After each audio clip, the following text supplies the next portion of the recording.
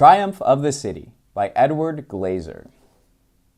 How our greatest invention makes us richer, smarter, greener, healthier, and happier. Sounds pretty good, right? This book was recommended to me by a very intelligent friend of mine, Remington Tonar. He's come on the podcast a couple of times. Let's read the back. A pioneering urban economist, right? Presents a compelling affirmation of the city as humanity's greatest invention and our best hope for the future. This book was written in 2010, and it's been 10 years since, and we're experiencing COVID, so there's a lot of discussion of the trend was everybody moving to cities, but now people are able to work remotely, and does that change the dynamic and everything? So it's interesting to have read this book with COVID in mind. The big idea of this book, though, I think is still very relevant. People create the world. People run the world. And where do most people live? They live in cities.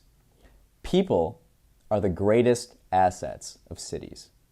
If people are the greatest asset of a city, how do you attract people? That's the question, right? If we look inside this, an example he gives is Chicago and Houston. Affordable housing. People want to live where they can work and be able to live. Places like Paris and London and New York have become boutique cities where only rich people can afford to live there. And it gets into this idea of, well, even before reading the book, I walk around the city. There's construction everywhere. And even during COVID, it's not going to stop Chicago from building. And I used to see buildings.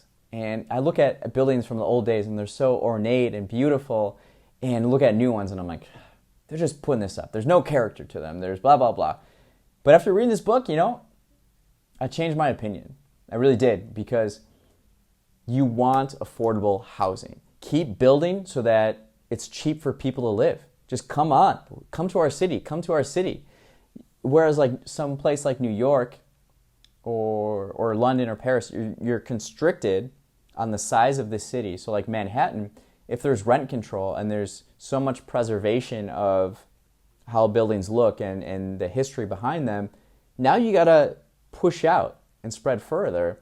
And you get into the idea of, or gentrification. You get into gentrification, and Brooklyn's being gentrified, and then you're pushing communities out of where they lived because you didn't want to build up.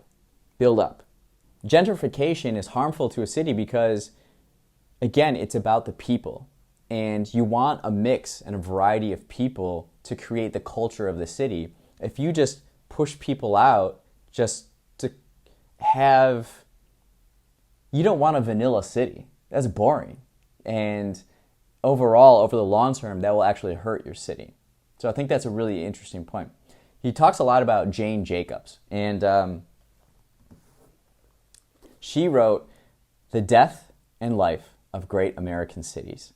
And she's like the poster child. She's like the icon of this urban planning, urban cities are awesome type of thing. I first learned about Jane Jacobs.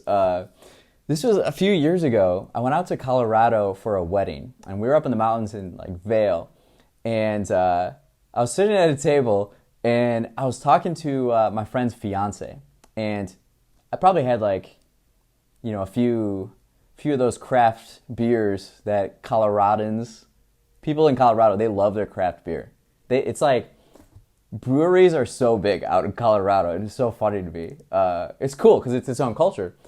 But we were talking about sidewalks.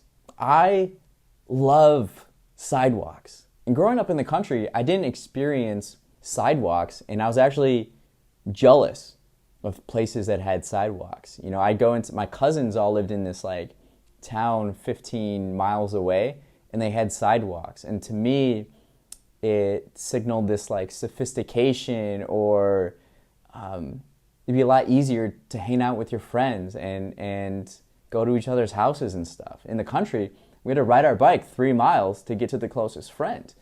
And it'd just be more fun to hang out closer together. And so sidewalks have always been a thing for me since a young age. And we were talking about this, and she brought up Jane Jacobs. So I bought the book.